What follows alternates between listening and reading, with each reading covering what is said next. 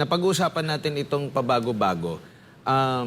Kung malala natin, naging issue kay dating Pangulong Rodrigo Duterte itong gentleman's agreement, no?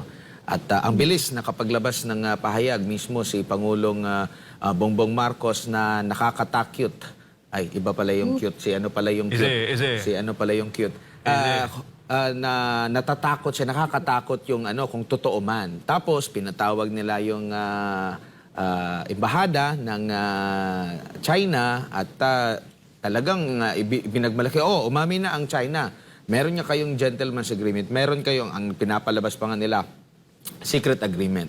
No, ngayon, biglang lumabas ang itong usapan na, ito lang, bago lang, January, akala ko nga, matagal na itong usapan nila, yung transcript. January 2024, merong naganap na usapan sa isang diplomat, Chinese diplomat, and sa hepe ng Western Command kung pagbabatay yung inilabas na transcription. Yung inilabas na yon, hindi na proud. Hindi na proud yung ating pamahalaan na, umami na yung China. Eto, umami din yung China. Pero siguro dahil hindi akma sa kanilang naratibo, sinabihan na agad, hindi pa magkatugma. Una, hindi yan totoo. Deepfake yan. Peke yan.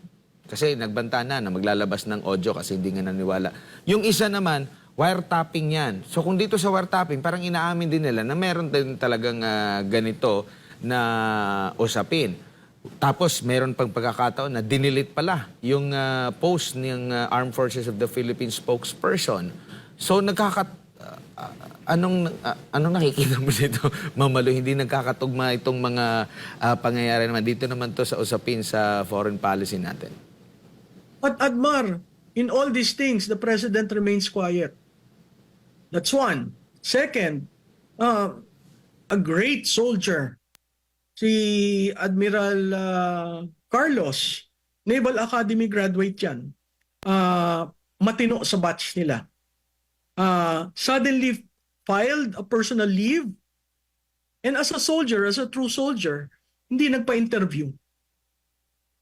Pero, nakita mo yung resback ng klase niya.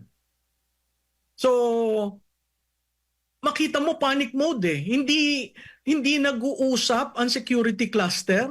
Mag-i-issue ka ba naman ng ganong statement na hindi mo idadaan sa DFA? Hindi ba ang diplomasya, DFA? Hindi ko maintindihan. Ako, nalulungkot rin ako kasi si Secretary Gibo Chodoro, nabantayan ko yung karir niya. Minsan nag-uusap kami nung kampanya. Hindi ko maintindihan kung ano nangyari. At yung kanilang pagka-frame ng sagot,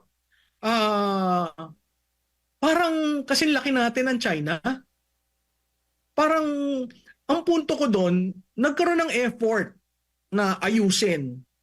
Nagkaroon ng effort na dalhan, 'di ba? Yung resupply, maayos. Bakit mo i-deny samantalang lahat na nangyayaring meeting diplomatically may transcript? May transcript kahit nga sa Senado may transcript. Punta ka sa House may transcript, pumunta ka sa OP may transcript. So paano naging wiretapping? Paano naging deepfake? Kaya nga ako ang sabi ko, sandali, huminga muna kayo. Ayusin niyo yung script dahil nagmumukha tayong katawa-tawa sa international. Na ang tingin sa atin, higante na tayo. Ayan, kasama na ang US.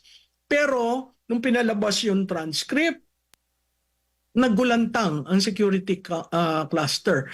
And in all this, nasan si Presidente?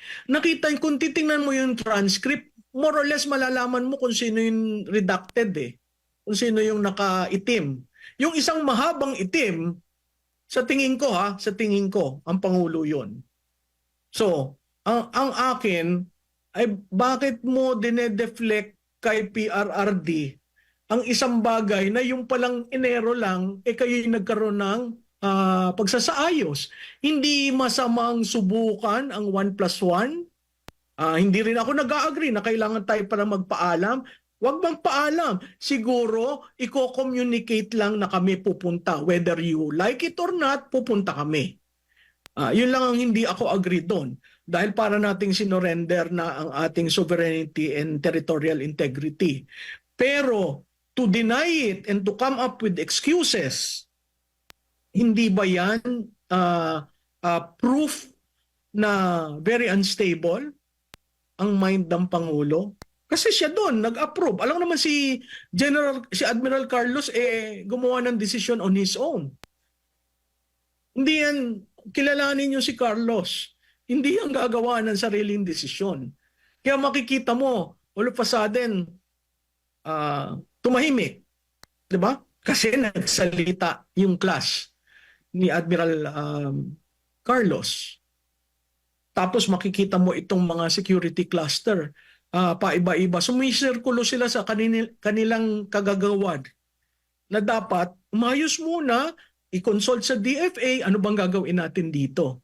Hindi yung banat ka ng banat. Kasi lumalabas, baka mamaya mag-create ng Super Committee on National Security. Katulad ng ginawa sa Super Committee on Human Rights, katulad ng ginawa sa Super Committee on Rice, the pricing of rice. Ang daming Super Committee. And in all this, tahimik ang kabinete.